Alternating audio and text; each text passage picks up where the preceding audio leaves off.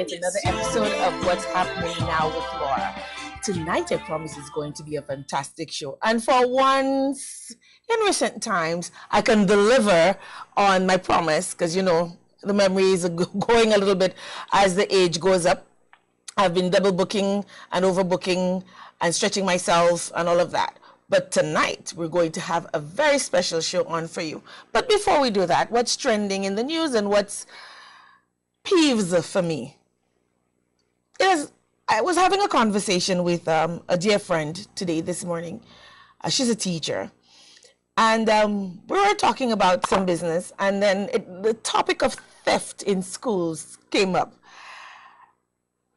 And it was very concerning to me. And I thought to myself, you know, I need to speak out about that because apparently it has been bothering some teachers for a while now. And after having had that conversation, I spoke to a few other teacher friends of mine, and they too experienced and they expressed their concerns about theft in schools. And when I say theft in schools, I'm not referring to those bandits who come in and break into the schools and steal and rampage and cause enough destruction for the already encumbered schools. I'm talking about theft by students. Theft by students. And I'm talking about students as young as 5. And I'm asking myself, where would this kind of behavior come from? Where would a child learn that if you want something, you can just take it? You can just take it without permission. In other words, you could just steal it. And I ask myself, do parents not know that their children are stealing? But the bigger question is, or the biggest amazement is, that they're not just stealing from their peers. They're stealing from teachers as well. And we know teachers have time after time after time lamented over the fact that they've got to invariably dip their hands in their pockets to pay for lunch for our children, to buy books, exercise books, pencils, pens for these children, and they're stealing from them? Parents, wake up. Wake up. It is not the duty of teachers solely to teach your children right from wrong. It isn't the duty of police officers to teach your children right from wrong. If you in the home with these children aren't taking note, aren't waking up, aren't teaching your children right from wrong, if you aren't teaching your children not to steal, if from such a tender age you're not setting the foundation for your children to grow up, to be well-meaning and contributing members of society, then you are creating a situation where government upon government will have to sink more resources into the police force, not just to boost up in terms of equipment, in terms of machinery, in terms of vehicles, but the number of policemen policing our streets, breaking into our homes. We will have to build more prisons to contain these thieves that we are incubating in our homes. It cannot be that our children are leaving our homes and going to school to steal from teachers. Something is fundamentally wrong here. Something is fundamentally wrong. Is it that they're learning that from at home? Is it that they're seeing their moms rummaging through their dad's pockets and pilfering, or vice versa? Is it that they're seeing their older siblings doing it? Is it that it is a welcome and normal activity to partake in the home? Where are our children learning this stuff? I mean, you're going to school to get an education, and you're stealing from your teachers. Teachers have to hide things, you know, get creative in hiding their personal belongings because students are rummaging through their things and pilfering and stealing, robbing them blind? Something is wrong here. And we wonder, why is it that we lament, oh my gosh, we complain on a daily basis about politicians who get into office and steal, whether it's directly, whether it's through back channels, whether it's through bribery. We complain, but they're starting from a young age in the homes. They're carrying it into the schools. What do you think is going to happen when they get out there in the community? Speaking of politicians, though, if there's one thing I despise with a passion, and I really mean that, I despise with a passion, is persons, in particular politicians, who are asked to account for their behavior or for what we consider an anomaly, and rather than be accountable, rather than be transparent, they cast aspersions on the other side. And it's a tit for tat, you know, almost as if, well, these are the guys did it, and you never said anything, and you never held them accountable, and they were not, you never held them responsible, and they were not held accountable, and so it means that I can do it. When you refuse to stand accountable and be responsible for your own actions, and you point and you cast aspersions at the other guy, you are indeed and in fact tacitly saying that it's okay. No worries. The other guys did it. They got away with it. So I'm going to do it, and I'm going to get away with it. And the next set of guys to come in, guess what? They're going to do it, and they're going to get away with it. No. You are only solely responsible and accountable for your actions. Yes, you can ask for accountability carte blanche. You can ask for accountability across the board. But when the spotlight is on you, it doesn't make any sense to deflect and to point on the other guys and to ask when they are going to be responsible and when are they going to answer the questions. And until and unless they answer the questions posed to them, they aren't supposed to ask you any questions. Nobody's supposed to ask you any questions. Well, yeah. If you come to the table with dirty hands, anybody would feel offended that you're going to ask questions of me. But when you're responsible or accountable to the nation, and the nation is the one asking those questions, you think it's fair? You think it's right to deflect by pointing at the other guy or deflecting towards the other guy on the opposite side? The guy who's in opposition, the guy who's out of government, the guy who was voted out of office? No. It is incumbent upon you to answer the questions posed to you by the people, regardless of who started the line of questioning. You have to answer the questions. You have to be responsible. You have to be accountable. So that thing of tit for tat, I have no patience for. And I dare every citizen to continue asking questions of their politicians, of the members of parliament, of their representatives, until you get the answers that will satisfy you. Don't stop questioning them. Do not be allowed to be pointed in another direction. Do not allow them to confuse you, to change the script or to flip the script or to change the narrative. Ask the questions and ask them over and over and over again until you get the answers that you're looking for. But having said that, do not just stop at one guy. Ask the questions of all of them. Peter, Paul, all of them. Ask the questions.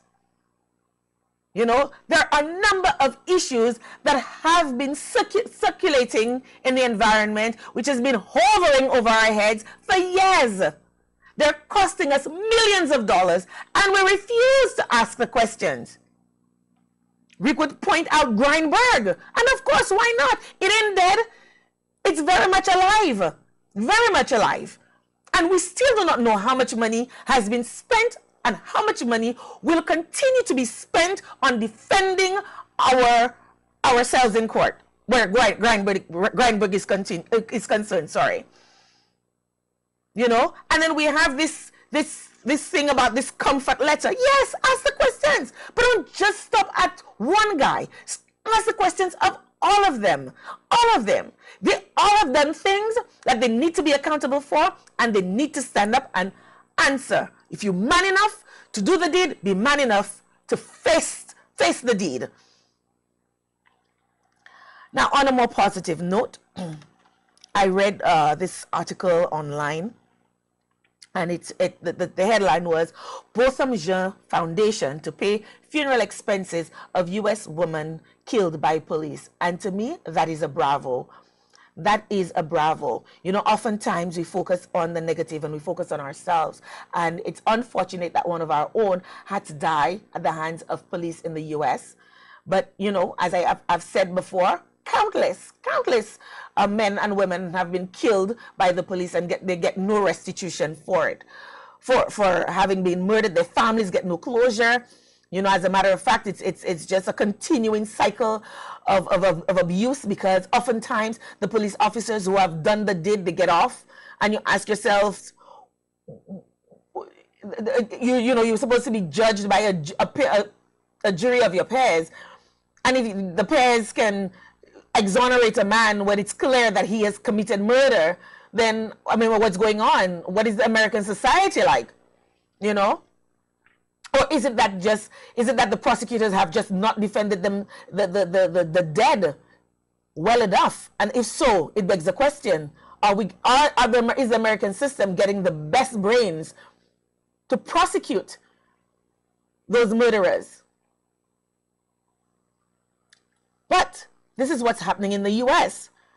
And we focus, every time Botham Jean's name comes up, we focus on what's happening in the U.S. But what about what's happening right here in St. Lucia?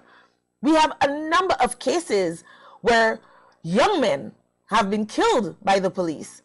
I mean, look at Chaka Dan. It was deemed that it was not a suicide. What's going on there? You know, I think it was last week, Mary Francis, you know, the human rights lawyer, she was successful in defending a civil case brought up by the family of Mandy from Babonneau, and they won. And, you know, I think it was $18,000 that was ordered restitution. $18,000. Why? Because he was unemployed at the time. And yes, we understand it's a scientific process. We understand it's a scientific process, and that, you know, he was not employed. So how do you judge? But he had been employed. Can't we look at his last employment? And unless, of course, if the judge looked at his last paycheck or his last income earnings before he died, is it that he was being paid so poorly that this is all his worth would have been if he had lived to be 70, 71? Appalling, shocking. But this is what it is. We now have to start fighting cases in our own land. We have to stand up for those who cannot speak for themselves. You know, we like to look outside of our borders and criticize those outside of our borders. But you know why we do that? Because we cannot effect any change outside of the borders. But what about inside our borders? Why can't we fight for our own men and women who suffer injustices right here in St. Lucia? But kudos to the Botham Jean Foundation for paying for the funeral expenses. I hope at some point some unfortunate St. Lucian is going to be a beneficiary of your largesse. We are due for a break, but when we come back, my special guest. Stay tuned.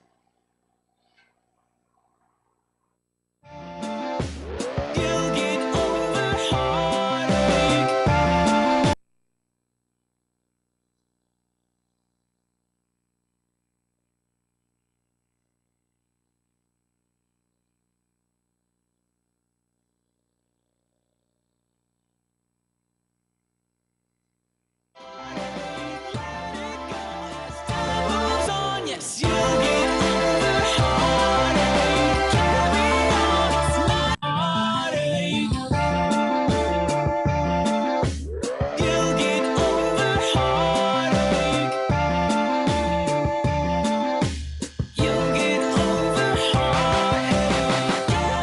Welcome back, St. Lucia. Thanks for staying tuned to what's happening now with Laura.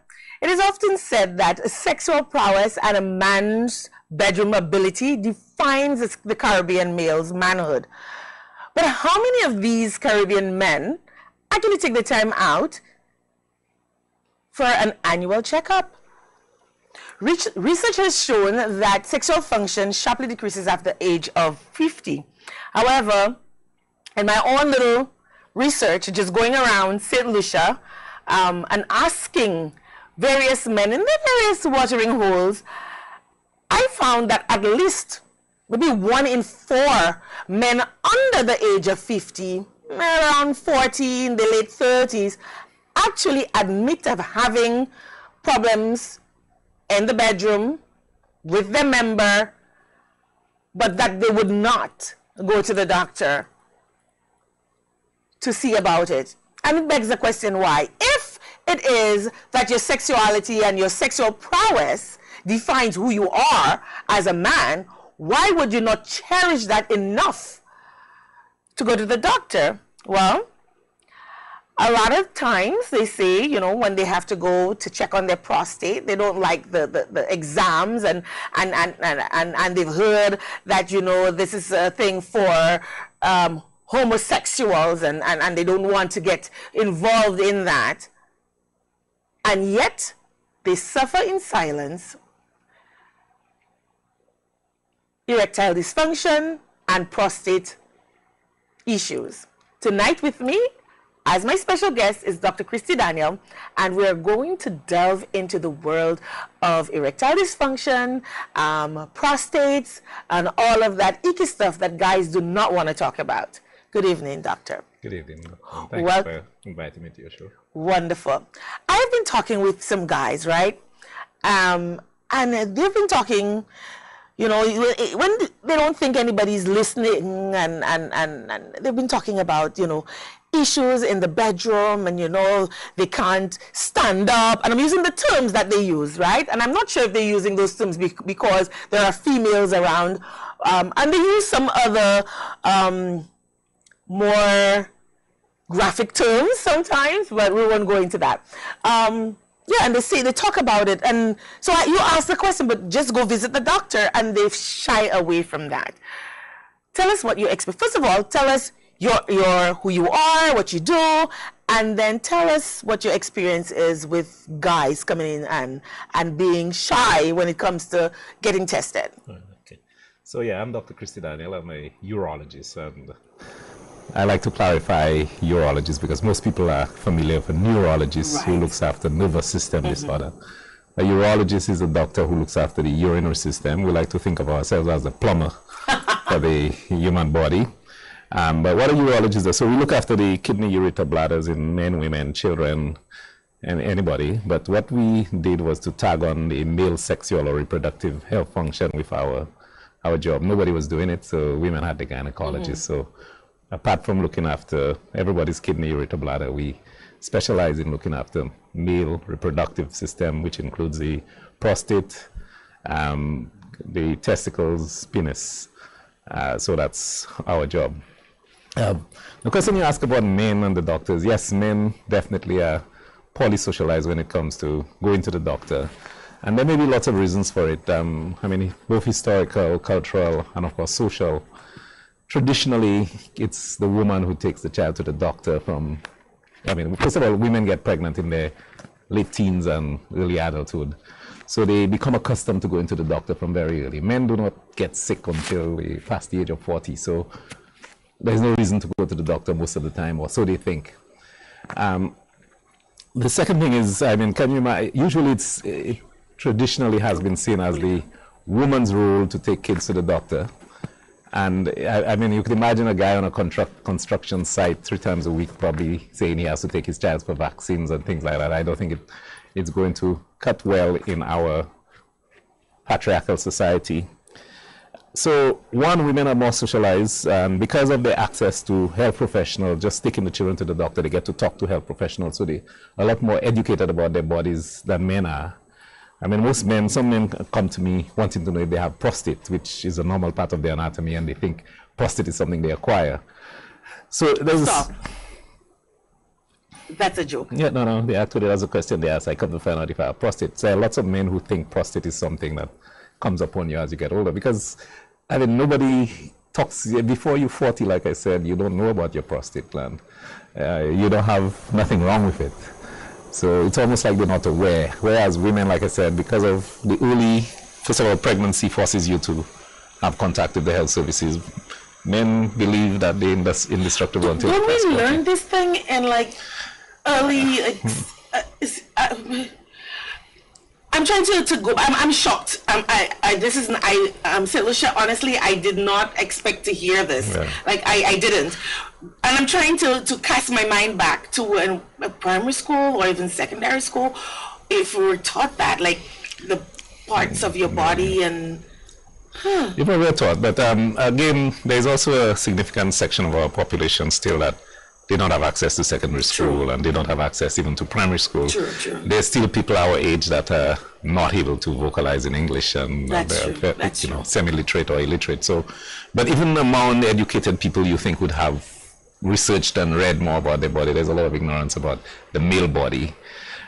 So the other thing that caused an impact in the difference between men and women access to healthcare, in the 60s when infant mortality was very high, the WHO and the international organizations thought the way of tackling it was to tag maternal and child health together.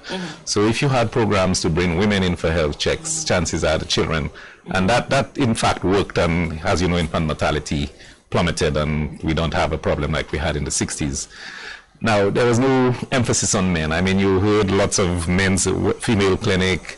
There was a pap smear program for women. But I think too, because the way the world was at the time, women stayed home, and the women didn't.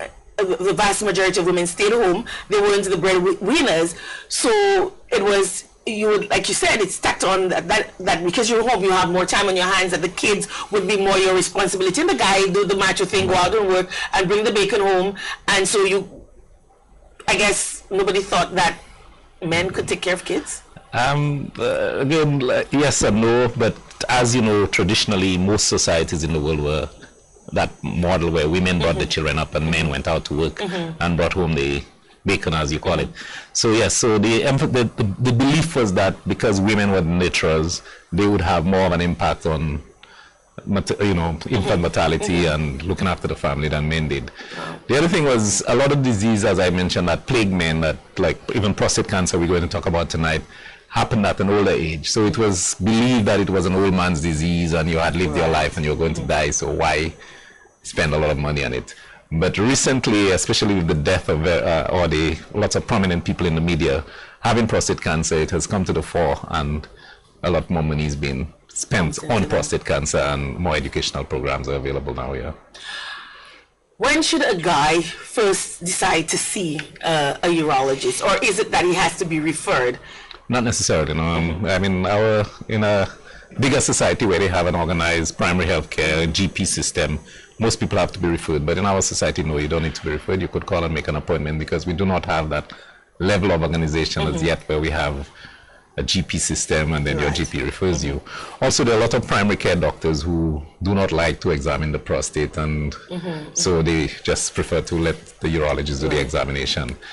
So when should a guy be referred? Okay, again, it depends on what your problem is. The prostate problems start after the age of 40. So most men do not need a prostate exam before the age of 40. There are exceptions. If you have a strong family history, especially a first-degree relative, which is a brother, uncle, or father who's had prostate cancer, you need to be more mindful that you are at increased risk, and sometimes which start earlier. It is very rare to have prostate cancer before the age of 40. I think in my practice, I probably have seen two patients. The youngest was 34 years old, and of course, as I said, he had a father and an uncle who had prostate cancer at a young age. So 40 is the age where, like I tell people, before we get to 40, our friends don't die, then suddenly you start hearing your friends, I mean, apart from accidents and the violence. So after the age of 40, we recommend you start, but not just for your prostate. Most of the illnesses that plague us and kill us, cardiovascular diseases like heart attacks, strokes, high blood pressure, diabetes, most of them, that's when they start becoming a problem. And of course, generally St. Lucians have a notion, if they're not sick, Yeah. Why go see the but doctor? Sometimes you're sick and you don't know it. Like for me, and I'm stepping away a little bit because I'm female and we really want to focus on the male. For me, sometimes I'm ill, but I'm asymptomatic. Right. So something else has to happen, and then I go check it out, and then I discover, but I have this underlying problem. Right. So is that the same for some guys? Right. Which is what we try to emphasize to people. In the same way you have a new car, there's nothing wrong with your car, but you schedule it for maintenance services to prevent problems later on. It's the same thing with your body. We know what the illnesses that plague us, especially in St. Lucia. We have a high rate of diabetes, high blood pressure, kidney disease. All we're asking you to do once a year, you don't have to go, you go and have a checkup, because you could have diabetes for years with your sugar running at very high numbers without knowing. St. Lucians have a myth about high blood pressure. The only time they want to check their pressure is when they have a headache. But actually, that's not the time to check your pressure. High blood pressure can be present for years and years and be damaging your organs. So unless you go and physically have your blood pressure checked, you're not going to know you have high blood pressure. If you never have a blood sugar check, which is why, again, we have a high rate of amputations in diabetic patients in St. Lucia, because a lot of them are not aware they're diabetic. They come into hospital with sugars running in the 400s. And the high sugars damages the nerves. You lost sensation, so they get a cut, and because it doesn't hurt them, they ignore it. By the time they come, their whole leg is festering and has to be amputated to save their life. So if you know, the other thing is, if you know what plagues your family, most of these illnesses have a genetic basis. So if you know your father, or you have a first-degree relative who had a stroke at an early age before 60 or heart attack, it means you very likely may have high cholesterol. If your father, as I said, had prostate cancer, an uncle, it behooves you to check early, because there are no symptoms for early prostate cancer, which is one of the things men always ask: how do I know I have prostate cancer? If you want to know you have prostate cancer, you do the test, and if we find it early, almost certainly we could cure you. If you wait until you develop symptoms from whether it's diabetes, high blood pressure, it means you further along the road, and no, we cannot save you. No, Doc, when I asked the president of the St. Lucia Dental Medical Association to get me someone to sit in my chair today to talk about this thing, and I did my research and everything, I did not expect it to be this, like I have goose pimples, because I didn't think it was that dire. I knew I wanted to, because I had spoken with guys before, and I wanted to have a show, because a lot of the times, a lot of my shows are geared towards women and children, and the guys always complain that I'm leaving them out. So this is one of the reasons. But I think this is even more timely.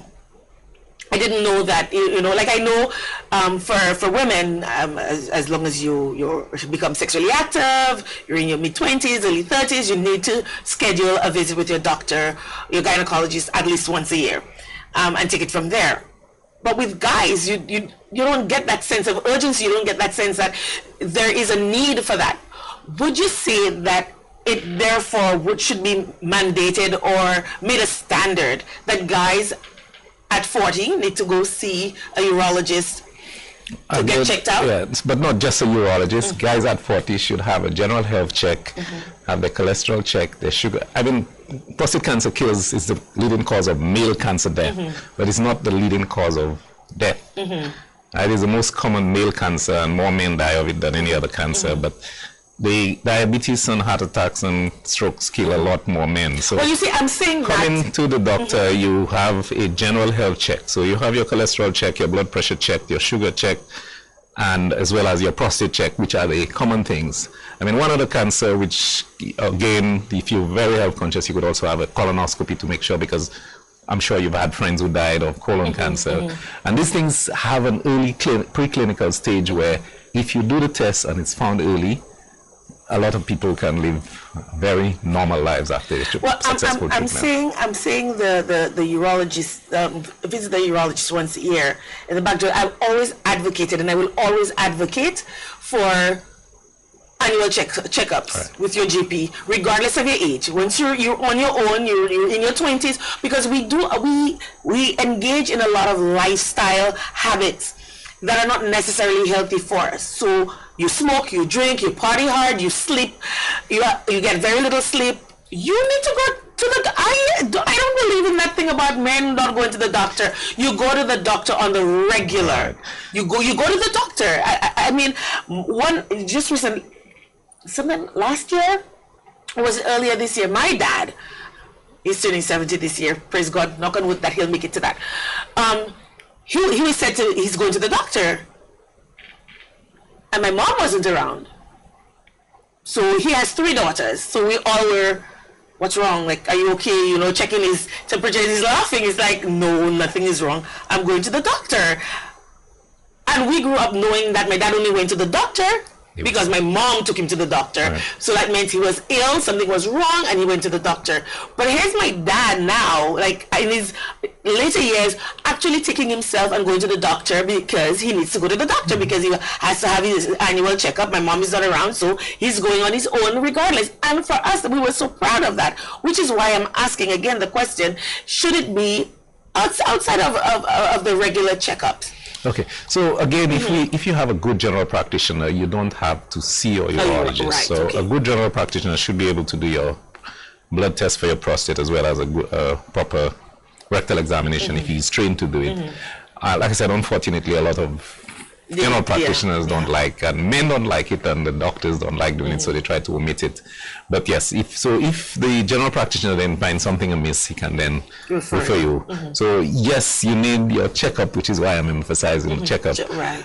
If you prefer to see a urologist primarily, that's your option as well, and we will not turn you away because you don't have a referral, like I said. But ideally, you should have a check. So the general practitioner should be able to. Now, you spoke about a blood test and a rectal exam. Now, a lot of the times when we think about the prostate and getting the prostate exam, we think about the finger test. Exam, but you mentioned the blood test. Tell us the difference and tell us why both are necessary or are both necessary. I'm going to make a controversial statement tonight because one of the issues we have in St. Lucia is most of the men we diagnose with prostate cancer present at a late stage. Culturally, as you were mentioning earlier, our men have this phobia about the rectal examination. And before, as a urologist, we would say you need both. But I've been back about 20 years as a urologist, and I can say that it is very rare for you to have prostate cancer with a normal PSA. So if you do not want to do the rectal exam, I think I've reached the stage where I don't force the men to have it. So if your blood test is abnormal, then you eventually may need a rectal, but you can omit the rectal for now. And we have what we call age-specific PSA ranges. So a man in his 40s, his PSA should be 1 or less. By the time you reach 45, anything above 2 becomes suspicious. So even if we don't think you have cancer, but you're in a higher risk group, if at 40 your PSA is more than 1, at 45 it has crept beyond 2, and if you're 50 and it's gone beyond 3.5. So these patients are at increased risk from experience. So if they do not want a rectal exam, so a man whose PSA remains less than 1 in his 50s and he refuses a rectal exam, he's at very low risk. I mean, in my practice, I probably have seen a handful of patients with less than 1 PSA with aggressive prostate cancer, but usually it's so aggressive. Because that's the question I was going to ask in my research. I found that it is possible to have a normal blood workup and still have prostate cancer. But it is the exception, and I must confess. So in order to try and encourage the men to come forward, what we find in a lot of the guys, we're losing guys because they're afraid. There are guys who tell me they prefer to die, literally prefer to die than have anybody put a finger in their rectum to examine their prostate. Yeah, guys will tell you that. And yet still they think it's okay to insert a certain other member up the bums of women. I mean, what's the difference?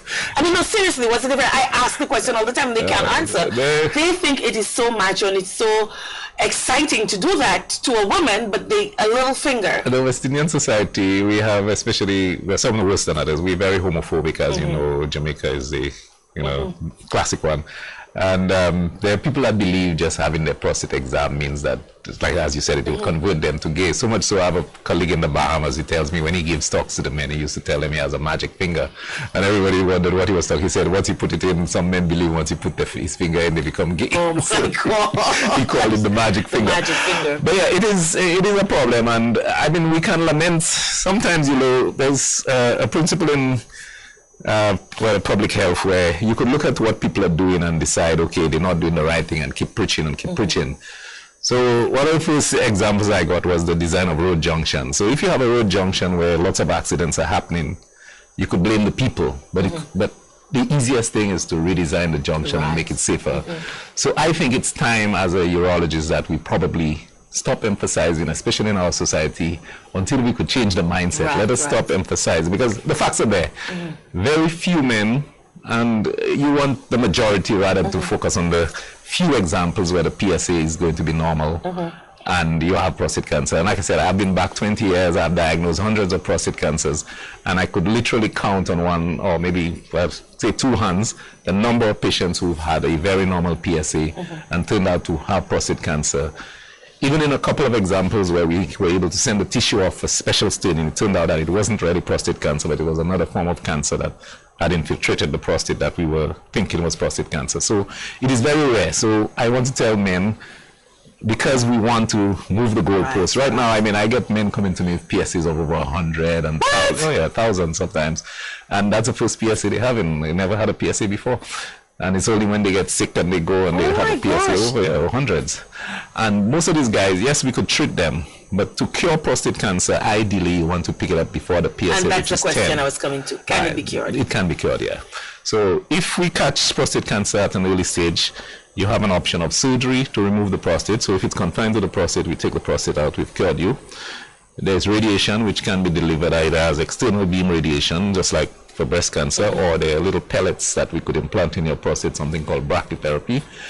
You have more options for curing it if it's early. When it's later, radiation may be an option, but if it has gone outside the prostate, we could treat it and you feel well for a while, but inevitably all these patients end up dying of prostate cancer. Now, you said one of the lines of attack for curing cancer, the prostate cancer, is to remove the prostate. What is the purpose of the prostate? Right. And so, can you live a normal life without it? Right. So, yeah. So, yes, you can live normal life. The purpose of the prostate, or the function of the prostate, it produces about 60% of the seminal fluid when a man ejaculates, which is something, again, a lot of men don't know. When we ejaculate, just about 5% of the fluid actually contains the sperm, comes from the testicle.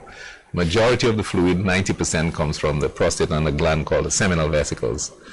Right, so what the prostatic fluid does, it's responsible for liquefying. So when the semen comes out, it comes out like thick, and after a while it looks more runny. So the prostatic secretion, which contains a lot of PSA, so PSA is actually an enzyme that acts on the seminal fluid to allow the sperms to swim out, and that is his main purpose in health. So you're just touching a very critical thing here. For a man under 40 who's still starting a family, who hasn't started a family, who wants to start a family, what is the implication of that for him? Break it down for them. So so inevitably, if you have prostate cancer at 40 and you will remove your prostate, that may render you unable to, you may become infertile in the sense that you cannot impregnate a woman. You may still be able to have sex, but there will be no seminal fluid on when you experience orgasm, everything, but no fluid will come out within those semen. Put a pin right there, and we're going to go back to that. If there is an orgasm, because a lot of the times, a lot of men I speak to think that the orgasm is ejaculation. Yes, is ejaculation, but they're two different things. Right. So even the medical profession took a while before we realized they were also emission, orgasm, ejaculation are three separate events. Now, before, because they all happened together, we thought it was one event. But as we operated on patients, sometimes certain nerves got damaged. So you could have a man who experiences normal ejaculation and no emission, even without removing his prostate, or vice versa, a man who can ejaculate, because a man can actually ejaculate on a flaccid penis if he masturbates on a flaccid penis. So you could, so we now know, so a man who has had his prostate removed, there is no ejaculation, meaning no fluid coming out, but he will experience the same normal orgasmic sensation, and that is possible. So they are separate events, it's just that they all happen so quickly together. After you come back, and we're going to just focus on that. Because I think a lot of men don't understand, a lot of women too, because we don't even understand ourselves, our bodies, and what makes us tick and what makes us happy, much less to understand our male counterparts. So we're going to have to come back, and we're going to focus just that. Last year, I think it was, or year before, I think it was last year, I did a series on Let's Talk About Sex. So I think I'm going to have to revive that. We're going to have to you come back and to delve into that. So going back to the prostate being removed, we're saying that a man, once the prostate is removed, cannot Right, so you wouldn't be able to naturally impregnate a woman. But remember, Naturally. Right, yeah, because the sperms are formed in the testicles. So you have two options. In big countries, you could have, if it's a young man, you could have him freeze his sperm or put it in a bank. Before removing or even, yeah, because that way you could do it naturally. Even after we've removed the prostate, we could aspirate the sperms from your testicles and do IVF or intrauterine insemination. But you're not able to ejaculate naturally and have a baby. But yes, there's still sperms being produced in your testicles up to 15 or 20, 15 years after you've tied the sperm tube, like a man who's had a vasectomy, you could still retrieve fairly good quality sperms from the testicles. That's interesting to know. Right. So after 15 years, the cells that produce the sperms start to degenerate more, so you may have more difficulty. But if you rejoin the tube, so men coming for reversal of vasectomy can go on to have successful as well. Wow. Now, I just briefly, because I didn't intend to go, and my God, we're going to go way out of time, I know. Vasectomies. That is easier as a form of birth control to have done than having a tubal ligation, right? Much more easy. But men don't like that. Men don't like it because, again, as I was mentioning to you, men are very poorly educated about their whole sexual anatomy. So a lot of men do not understand that there is a difference between the nerves that control erection, the nerves that control, as I mentioned, ejaculation. So they think, all men believe once you've operated on the genital area, that's the end of their life. The other thing is the same thing I was explaining to you. When you have a vasectomy, you will ejaculate normally. You will see the same volume of fluid. It will look exactly the same. Unless you put it under a microscope to look for sperms, you're not going to know there are no sperms. So with the vasectomy, all that happens is that you're not emitting sperms. The live little semen guys. Right. Yeah. So there's no boys going up there. The operation is done very simply. It's a local anesthetic. We, in fact, in my office, we use what's called a no scalpel technique. Make a tiny opening less than half a centimeter, and we bring out the vas and divide it. Yeah, very, very tiny opening, using no knife or anything. Local anesthesia, you walk in and you walk out within half an hour. And you can walk. Literally walk out 45 minutes. Like no problem. Somebody knows, like, you know, nobody knows. A sign on your. In fact, just to tell on some people, some guys who, you know, as men get older and they have a younger girlfriend, they don't want to impregnate them and cause trouble with the wife. Men may have it and you don't even know. They don't know. Their wives may never know they had a vasectomy. You're telling secrets now, but that's important to know because a lot of men think that once you've done that, then you somehow affect their sexuality, and that they can't. I don't know if you remember our Minister of Health who had it in the House. He said that it had, you know, short pants that improved his performance actually because it takes away the fear of pregnancy. So you don't. And a lot of the times, performance in the bedroom starts in the mind, right? Yeah. Speaking of which. Should we take a break? I think we should take a break, and when we come back, we will talk about the big ED. Guys, stay tuned. We will be right back, and we'll see you on the other side of the break.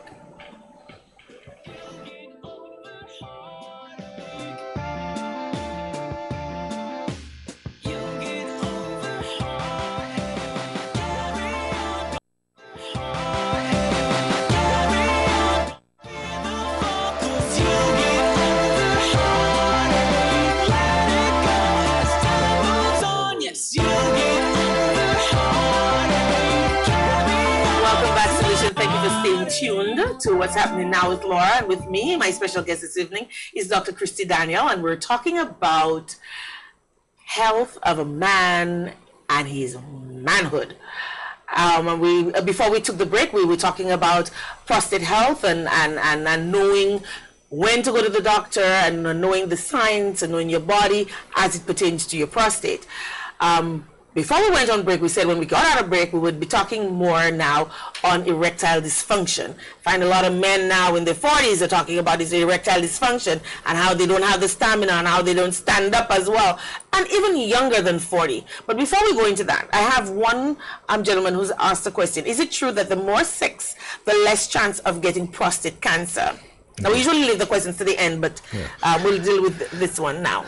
Okay, that was a study, but it was what we call a retrospective study. It wasn't really scientific. So what the investigators did was to ask men about the early sexual practices, and their conclusion was that men who had more ejaculations during their 20s, decade of the 20s, were less likely to have prostate cancer. It's not a scientific study.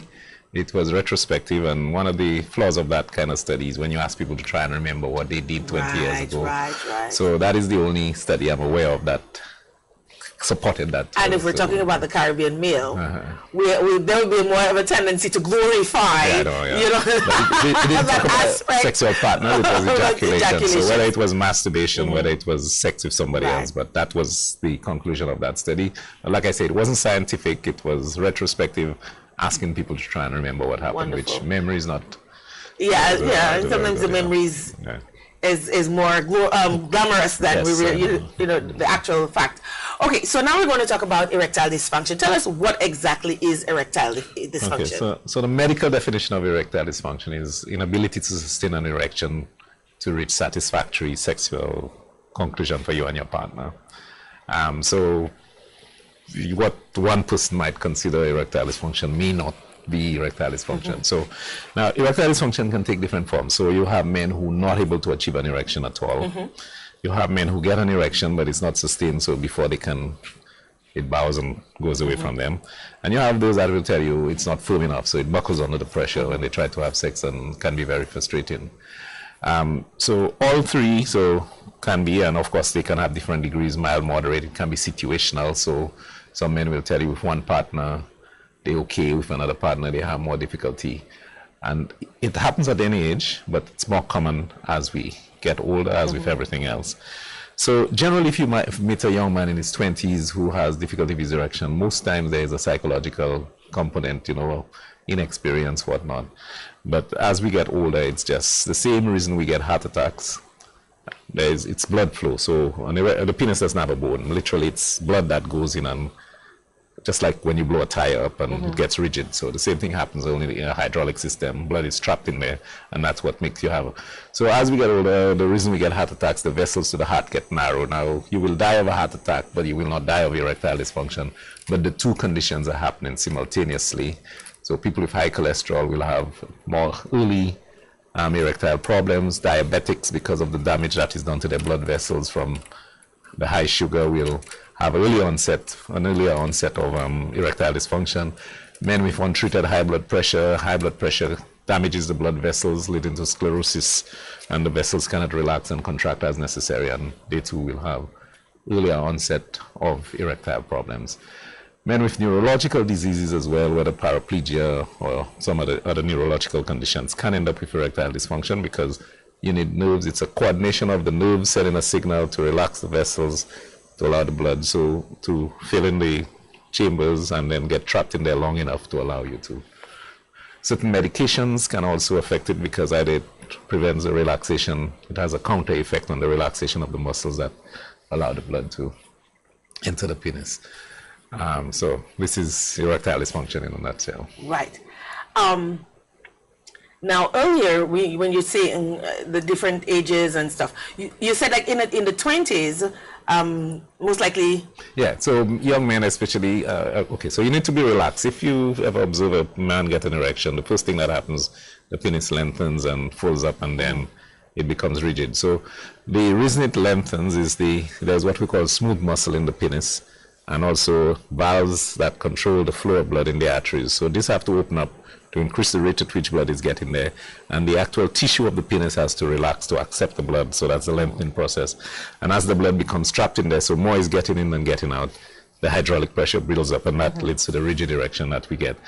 So a man in his 20s, unless he has a neurological problem, that mechanism should be intact. He shouldn't have narrowing of his vessels or things like that. But what happens is anxiety, especially if you're very anxious, it leads to contraction of the muscle, and so the balance of relaxation versus contraction. So most of these guys, by putting them in a counseling program, relaxation techniques, they can. One of the worst things that can happen if you've had a first failure, when you first encounter, maybe behind wherever, wondering who's watching you, the anxiety, and you feel, and of course, you were talking earlier about men not talking about the sexual thing. I mean, if you as a young man admit to a friend you have an erectile problem, and that becomes the joke of the you can't live it down. That's suicide. Right. But if they don't talk about it, like, how do they get help for it? The thing is, men are to a certain extent cruel to each other. I mean, I hate to put it this way. So one of the things that happens, a guy tells his friend he's coming to me to have his prostate exam, and the stories they will tell each other about, I'm going to stick my fist in there, and I mean, they make it sound like, oh, it's such a pain. Some guys comment like, you finished already? Like, because of the stories they've heard. And they do it as a joke, but some people it really does affect them. I mean, like I said, if you were to go discuss with a friend, you boy have difficulty, and that gets to the rum shop, and you know, the jokes at the rum shop are brutal. Right. Brutal. So he could talk to you, but he will not. Now, coming to the doctor, I mean, in the early days when we had medications to treat erect, when we first developed medication, men did not want to be seen buying that thing because they people don't know they're using Viagra. It was a hard thing. So even when they knew there was treatment available, they were reluctant. I mean, everybody was buying it for somebody else. Oh my God, you're still buying it for they're still buying it for somebody else, and they're still using each other's medication because they dare not go get it, so they get it black market. So the only thing to do with that is to relax. I mean, it has become, I mean, again, with the shows like yours, public health education, people talking about it more people now are more open about it. So, I mean, a lot of guys who actually use the Viagra type of drugs, they don't technically really need it, but the drugs also increase your confidence. So if you go into a situation where you're not going to fail, there's no failure, it increases your less chance of failure. So a lot of men use it just for the confidence that it gives them. And even especially in a young man, you may prescribe Viagra, like a 20-year-old I told you, you may prescribe Viagra until he realizes it's gonna, and he may come off it. So sometimes we use it in that way, tell him, okay, use it just to build the confidence. Because like I say, when you've had one failure, I mean, when a guy is in a situation that his erection doesn't work one time, oh my God, it's like, and it's more, in the mind a lot, right? It's not even the woman or the female in question or the other guy in question. He's not even stressed out about it, but in his mind, he's building it up. Yes. And a lot of guys panic and they come and you try to tell them that it was probably just, you were tired or something. That never happened to me. And right. Feel like never happened. The other guys happening all the time and they're laughing. Okay, so that's the 20-year-old experiencing erectile dysfunction. What about a guy who is normal? He's never had an issue before, and now he's experiencing a bit of issue. What does he do? Right. It's not like he doesn't get there. He gets there sometimes, but sometimes it's not reliable. Okay, so like I said, it's that mild, moderate, and of course severe erectile where you get no erection. So again, we cannot run as fast when we're 40 as when we were 16. So things generally start slowing down as we get older. Right. Our friend was joking a while ago about the eyesight. One day you could read, and the next day you're like, whoa. But 40, there's something about 40. Now, if you find you're having difficulty, so some of the things are exercise, and of course, the more you exercise, the better your heart condition, the better blood flow to all your organs. So a healthy lifestyle will benefit. And when men come to me and I advise them to exercise, some of them don't believe initially until they come out. Since I started exercising, everything is improved. Their erections actually do improve with just exercising if you live in a very sedentary lifestyle. I mentioned the high cholesterol. So if your cholesterol is high, it starts clogging your vessels. By correcting that, you may slow down the process or even in some cases reverse it. All right. So exercise, controlling if you're diabetic, what a lot of patients are not aware of, the high blood sugar, which I told you sometimes has no symptoms.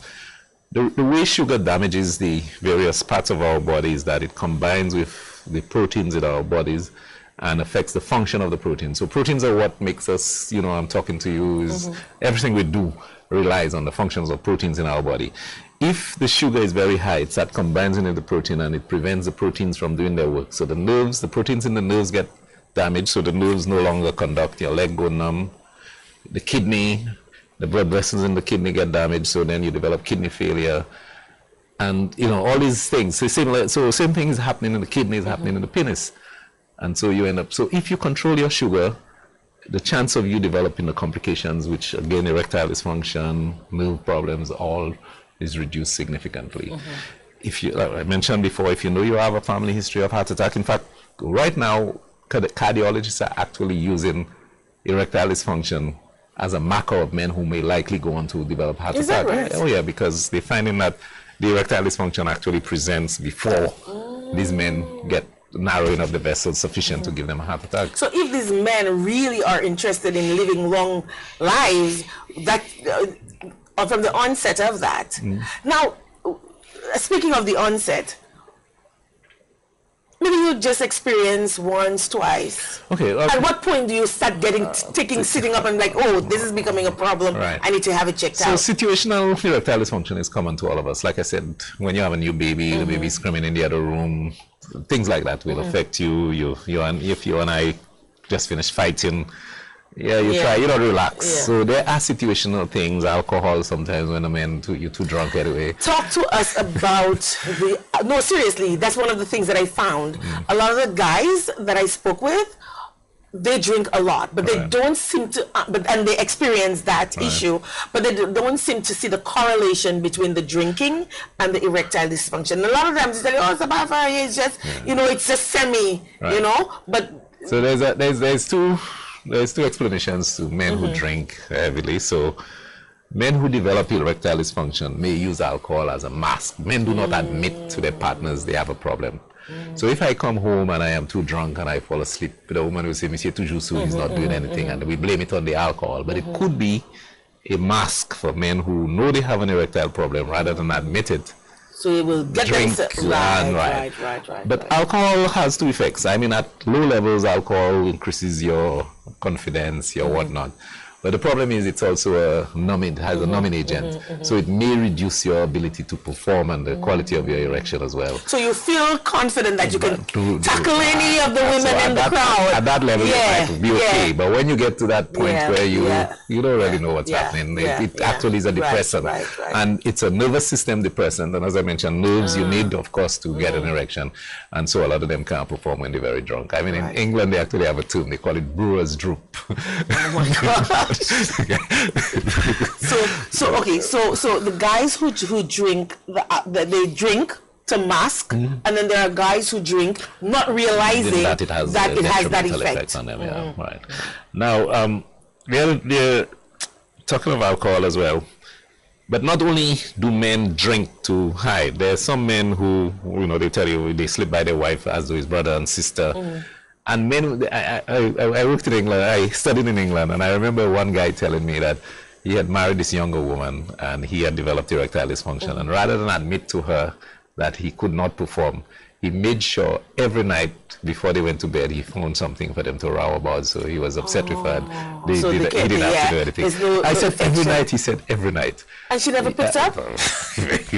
And he said every night he made sure, don't care how things were, that there was something that upset him when they were going to bed. So he just did not admit he had a problem.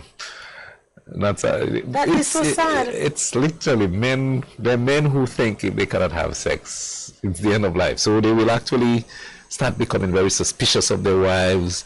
You talk to somebody, these other guys, everything you do, it's you having an affair, because they say if I'm not giving it to you, somebody must be giving it to you. And you look, especially if you look happy, oh my God. That is so sad. That is so sad. That is so sad.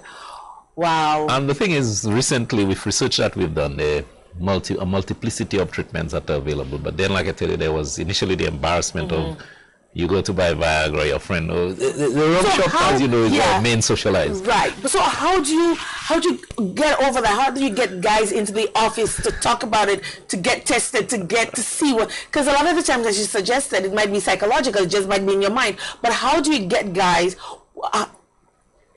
to overcome that barrier? Okay, well, again, like I said, shows like yours, educational programs, encouraging men, other men talking at another level.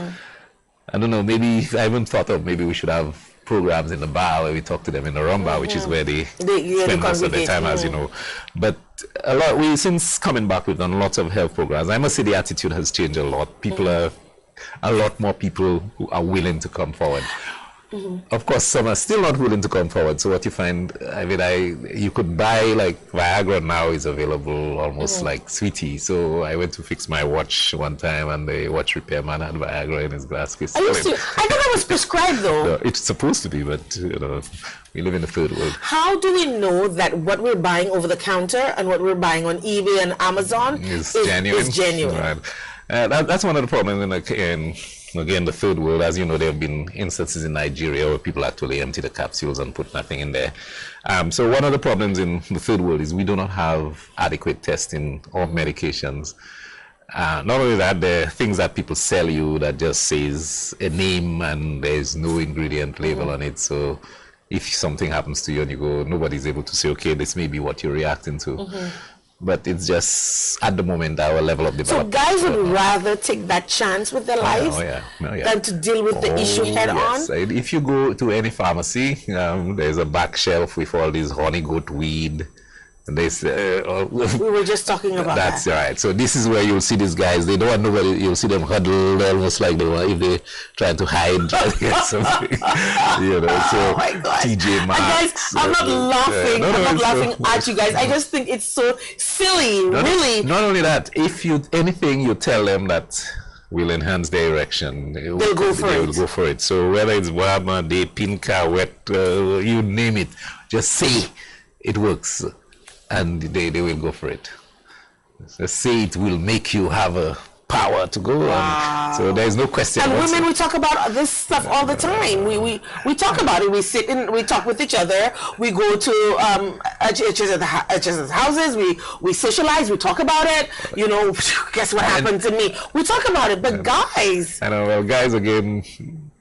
The socialization, and it starts from the home. Earlier so in the pre-apple, we talk about football, cricket, but there we don't get into the personal. Same thing if we listen to our two women talk on the phone, they'll be there for hours talking until you're like, what the hell they say to each other? When a guy talks to the phone, hello, this is what I will. The end. Right. But women talk and they can't understand. And then when you find a guy who's sensitive and talks, then they think, okay, because men, it's just we wired differently. And there's a guy who has this thing. I forgot his name now, but he talks about the ball of wire wave, and men have little boxes they put things in. And when we're in trouble, we want to solve our problem. We go into our manhole, like we call it.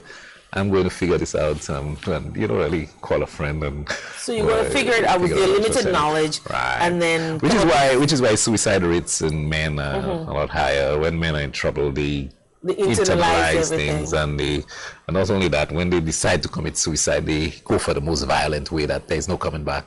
Women will take a few pills and they have to pop their stomach. When a man decides he's going to kill himself, he's gone. He has figured it out. He's shooting himself. He's hanging himself. There's no way he's coming back. Women, how many times you hear women have their stomach pumps out? They're crying for help, but men just, they don't want help. Now, a guy who's in his 40s, who's experiencing this kind of issues, he's not reliable. Sometimes he's full 100, as they say, and he goes for the full thing, and other times it starts you get a difficulty. What does he do? Like the option to take the pills? So this is his doctor. Like I said, if somebody who doesn't exercise, somebody whose cholesterol is high, we try to correct anything that we can correct. That doesn't necessarily mean it will, but again, general lifestyle measures will benefit you. Your cardiovascular health affects your sexual health.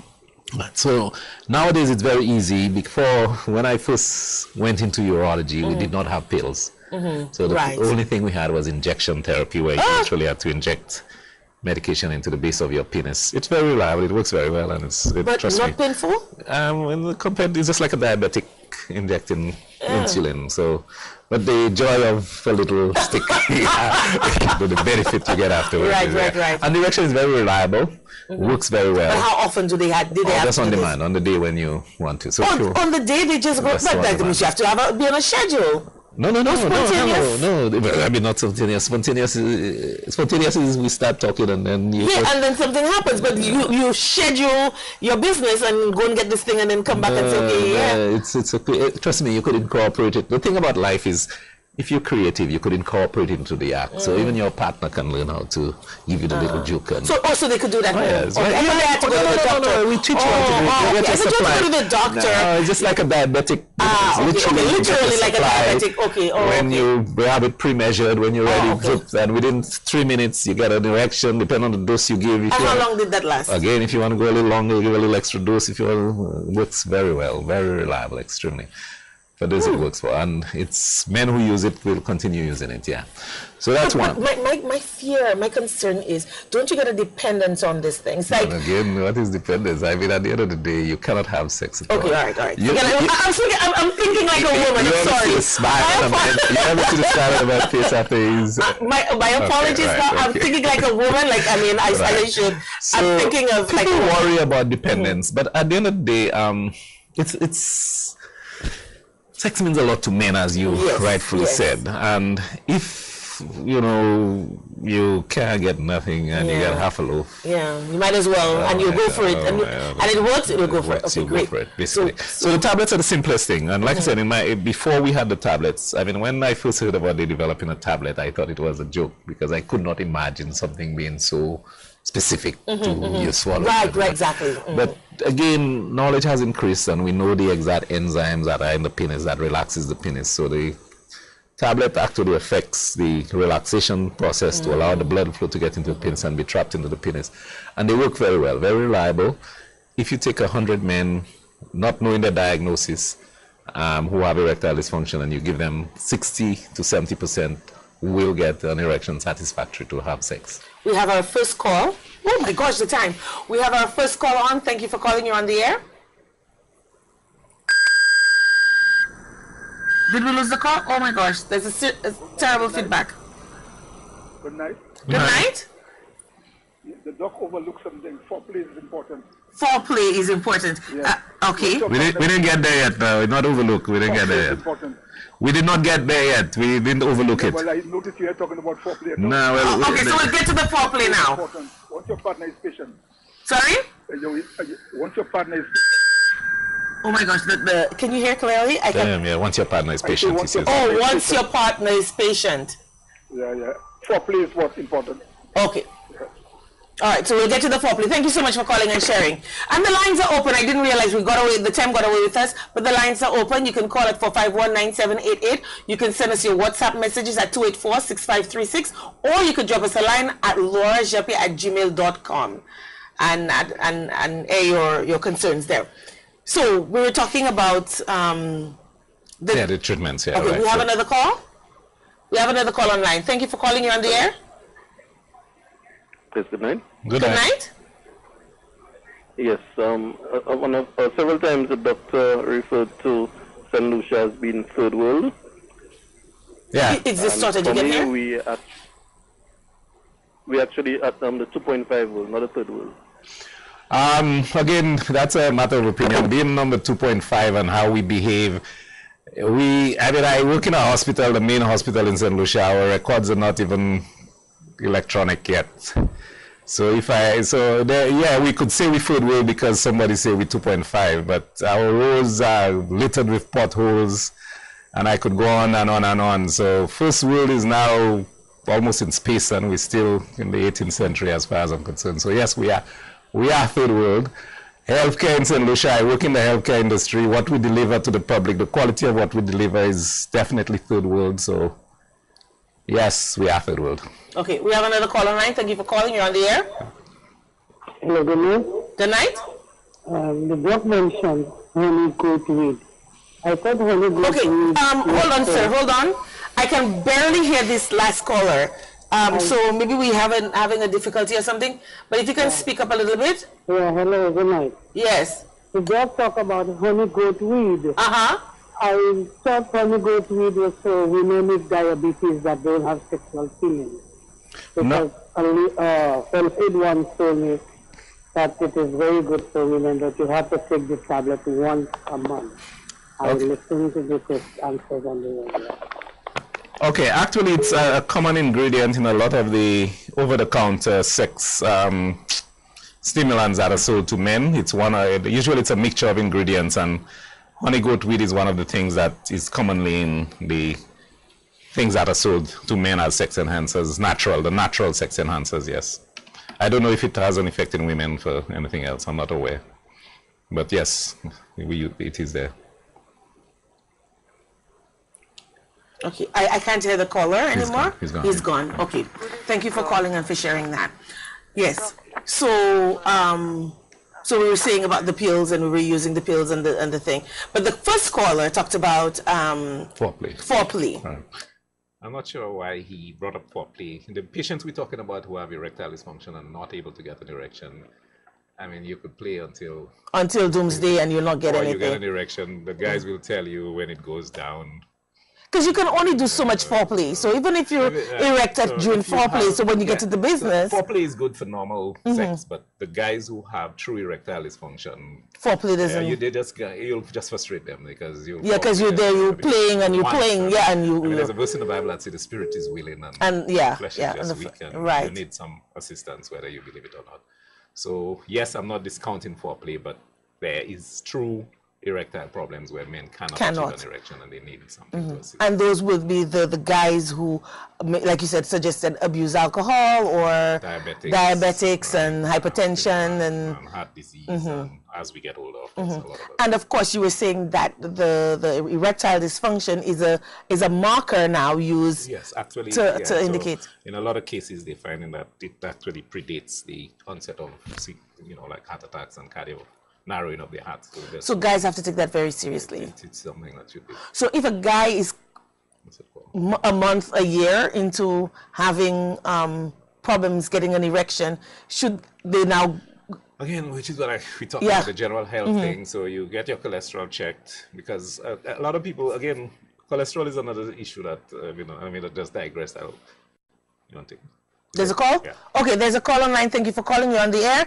I cannot hear, so please, the doctor can hear, so just go ahead with your question. Yes. Hello. Hello. Good night. Wonderful program. You have covered a lot of things.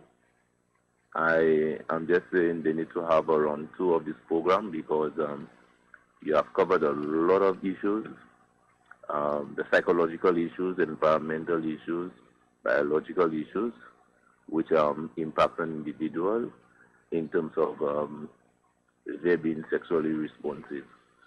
This is a big issue, I can say in St. Lucia, which affects even young people. Very good discussion, and I'm hoping to see a round 2 in this program. Very good. Thank you. Thank you.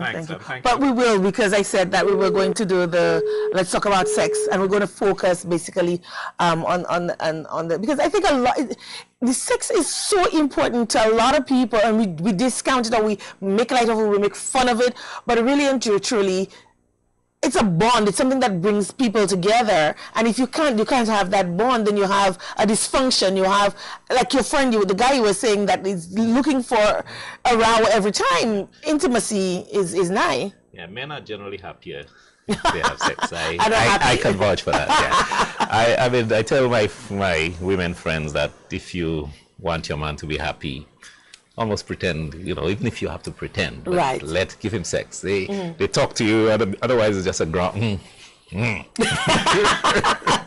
just grunt, and then they have sex, and it's baby, and it's just, and our brain actually responds. I don't know, there are hormones that, there's biology to it as well. There are hormones that are released at the time, the oxytocin, the endorphins, and it actually lifts your mood. There's a question I want to ask. I'm just going to plug it in. I have another question from one of the viewers, but I'll get back to it in a little while. There's an argument that says that sex is for reproduction or for procreation. From a medical standpoint, because I know from a biblical or from a religious or spiritual standpoint, we'll have one different answer. From a medical standpoint, how often is a guy supposed to have sex? 3 times a day. No, you're kidding. No, seriously. Because we're at work. Some of us, if we could, we know we can. So we have to go to work and whatnot. But sex, the closest relative to us, one of the closest relative to us, I don't know if you ever heard of the bonobo apes. It's and they actually use sex in conflict resolution, in I mean, you should just Google it, go over it. Sex is just everybody. There's no monogamy. Everybody's having sex with everybody, and if there is conflict, let's stop right here. No. If there is conflict, and sex actually, there's a biological function to sex. I'm not saying we should have, but like I said, the more sex. I jokingly tell people, if you look at the United States, the presidents that were able to have sex never took us to war. Anybody who took us to war were old men who had passed their sell-by date. That's my theory. That's my theory. Yes, but generally, that has me thinking in a whole different direction. What's that? Okay. Right. Somebody else? No, but we have a person here who's asking. Good night. I love the program. Can the doctor tell me? And that's where it's going beyond my brain for science. Can the doctor tell me what is recanalization of the vas deferens? Okay. Can a man with a vasectomy impregnate a woman after 5 years? I think we touched on that part a little bit earlier. Yeah. So the body has a tendency to want to heal itself. So even when we tie the vas and try to separate the ends, sometimes little tubes form that rejoin the two ends, and sperm can actually get through. And the man who's had a vasectomy, so it's called like failure of the procedure almost. Right. It can happen years after the vasectomy.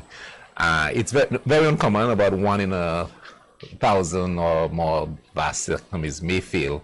So usually we tell men, before you deny paternity, wait for the child to be born and do a DNA, because it's rare, but it can happen, yes, and that is what recanalization, where the two ends of the vas, by some healing process, find their way together again. So we always warn men that there's a 1 in 1,000 or 1 in less than 1,000 rate of failure of vasectomy, because it can rejoin. Yeah.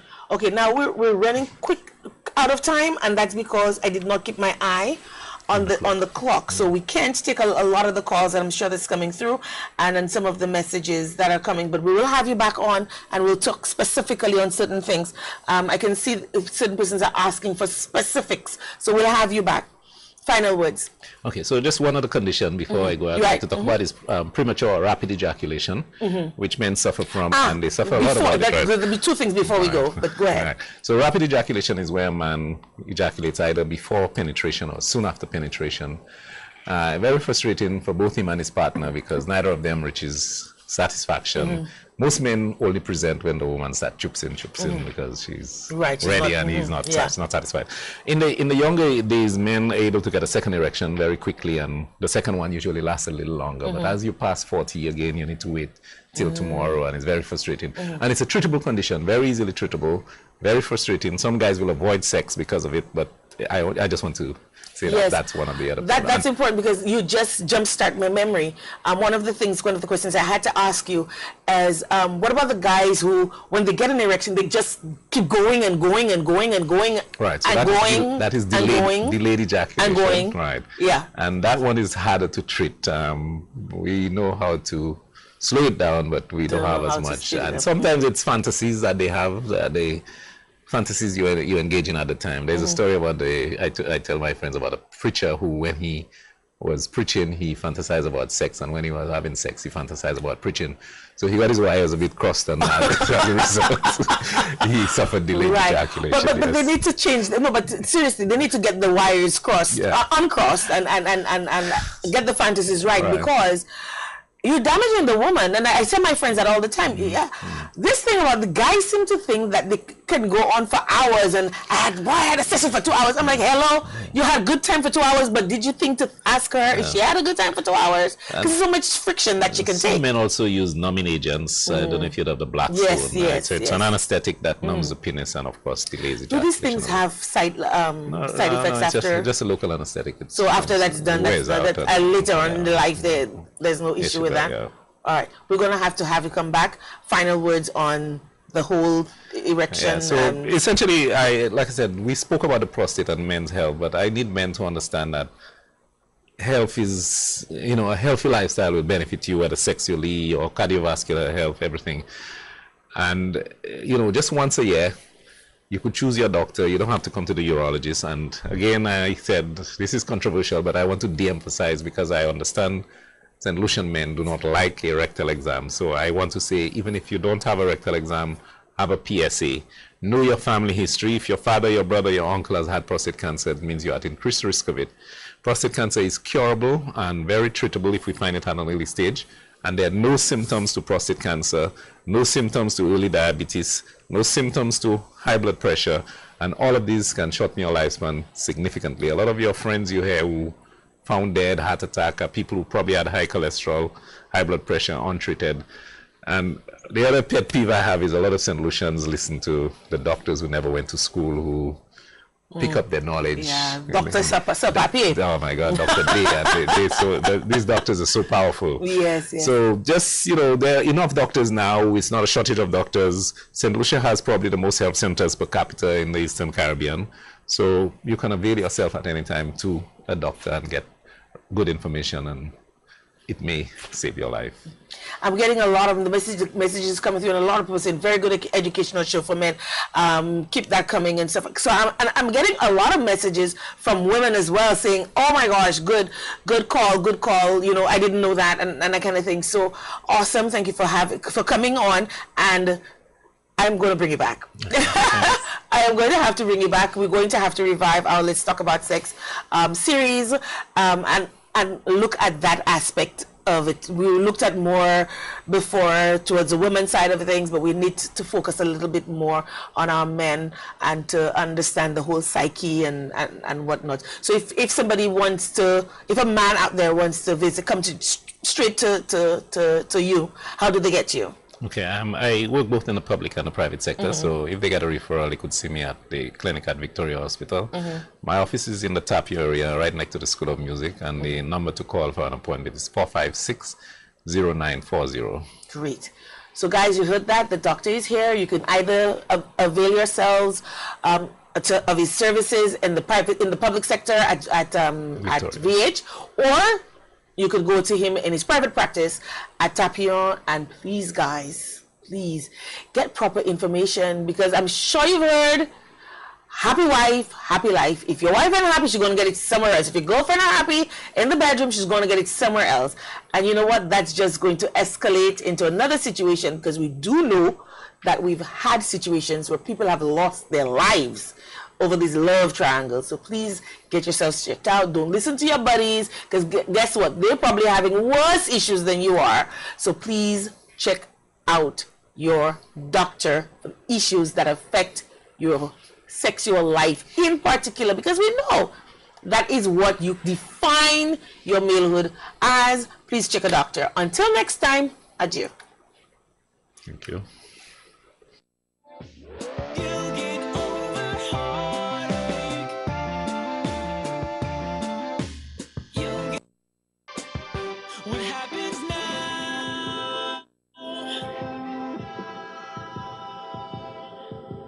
You